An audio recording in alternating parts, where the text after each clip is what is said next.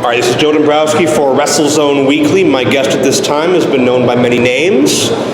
Damien Sandow, Aron Rex, but at this moment, and anytime I ring announce you, you're Aaron Stevens. Yeah, why not, right?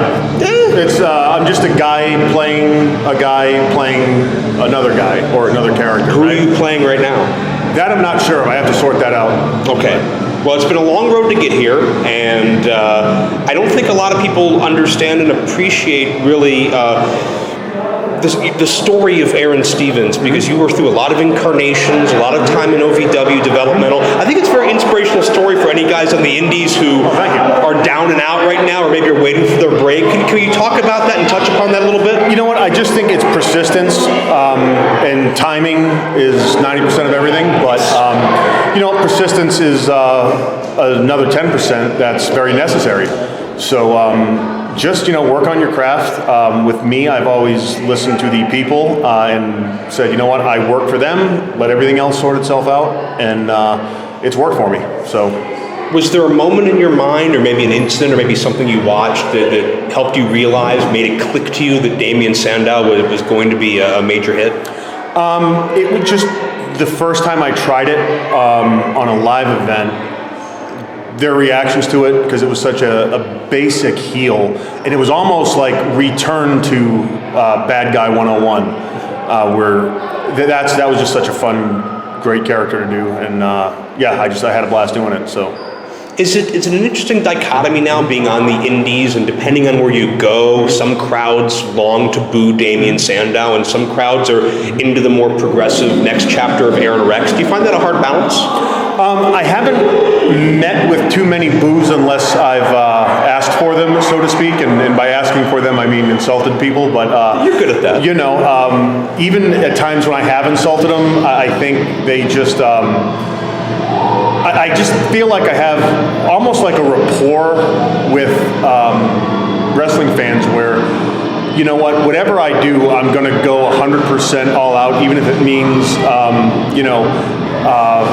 a blow to my own self-esteem, which I really don't have, an ego per se, because when you go through the curtain, I'm just thinking about, okay, whatever I'm doing, make it the loudest reaction of the night. And I think they know that, and they see that, and over the years we've kind of developed this, like, okay, whatever I'm doing, you guys know what I'm going to put into it, and then they've always just kind of given back that to me, whether it's cheers or boos. So, and I think we saw that a lot with the Damien Mizdow era. And the fact that you took what some people would balk at or scoff at, and you made it your own. You made the most of your minutes, as JR would say. You made the most of the opportunity. I'm going to put you in the fantasy booker chair, though, right now. Damien Sandow leaves The Miz. How would you have booked the Mizdow character after that? I would have gone with, I actually did a segment on Raw where I just kind of went out there as me and just talked. And it was very much an everyman character. And I talked about my time in the WWE and everything, and it was a very real, heartfelt promo, and that was received very well by the universe, and I thought that's where we were going with it. But, television show, things change. The next week I was dressed as Randy Savage, and you got no choice but to go with it. So that's it. And when hasn't that happened to one of us, right? No, I mean, you know what? Adaptability is key. It's a TV show, and you know what? You have to keep the public's interest, and for whatever reason, look, at the TV show, this is the kind of character that they viewed me as. Okay, cool. Go, make the most of it, do it, and go from there. And you know what? Now that we're in Impact, we're doing another character, which is evolving into yet another character. So it's great. It's freedom with me, and to kind of explore the spectrum a little more. Were your first couple of months in Impact your chance to do that character that you came out and did that for that segment? Oh no, stay tuned. Actually, the first promo I did on Impact, that was me. That was, I didn't know what I was going to say. I didn't know how fans were going to react to me.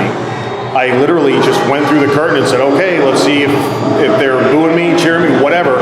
And I spoke from the heart there. So that was 100% real. There was no scripting or anything. I just kind of went on, someone giving me some time cues there when to wrap the promo up, and I just talked to them.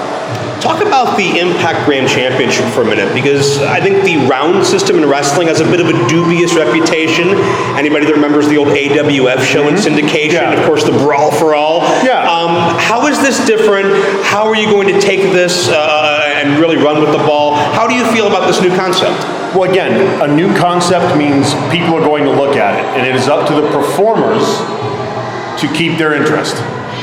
So, that being said, I just go out there and, again, whatever I'm given, be it a character, be it a situation, a style of match, I just, okay, think of what this is, go out there, shoot for a grand slam, and if it ain't a grand slam, hit a home run. So that's it. Seems like you've had a comfortable home in TNA thus far, but yes. Looking in the next 2-3 years ahead, is there anything more you'd like to add to your plate? Foreign tours, Hollywood perhaps, anything else on the horizon? We have some stuff that has already kind of come up in Hollywood. We already done a movie which will be out in 2017, and really, really kind of cool how fast that happened, and so I was pretty pleased with that, as were my managers, and but yeah, just kind of like exploring things and not shutting any doors per se, just keeping things open and just enjoying the freedom, and yeah, just really, really happy where I'm at right now. And where can we follow that freedom of yours on social media? At Aron's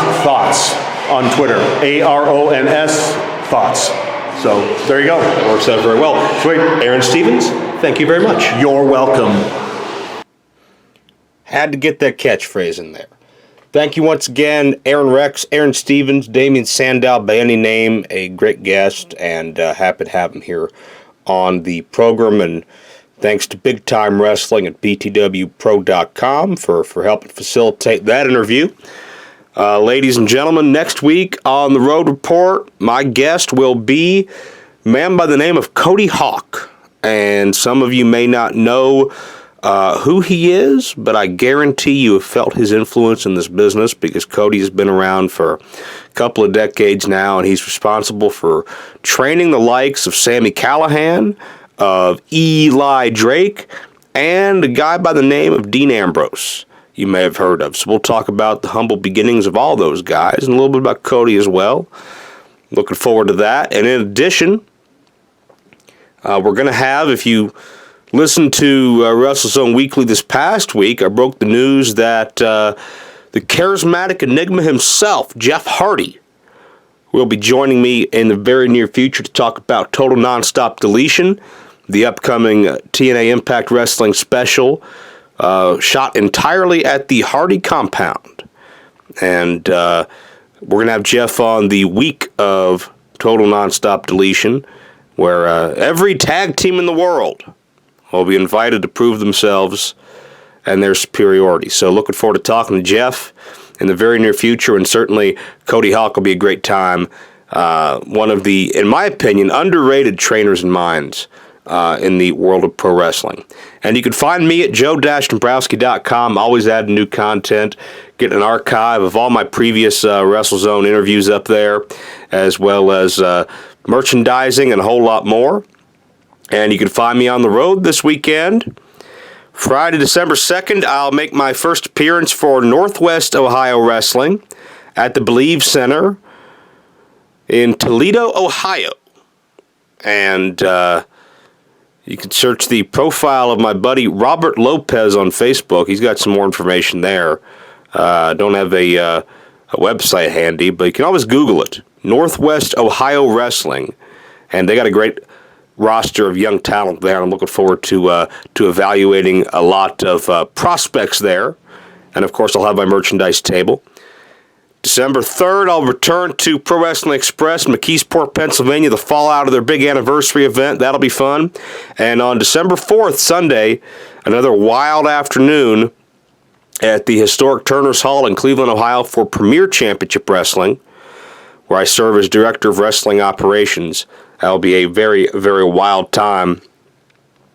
Jason Kincaid will be there from Ring of Honor and Evolve, and embodiment of Evil Crimson, who's been in the news for a lot of famous and infamous reasons, and a whole lot more will be going down on that day. And, of course, you can tweet your questions to me at Joe_Dombrowski on Twitter, or hit me up on Facebook. If something really good comes down the pike, I'll try to address it here on the air. But that's it for me. We'll see you next week for another WrestleZone Weekly Road Report.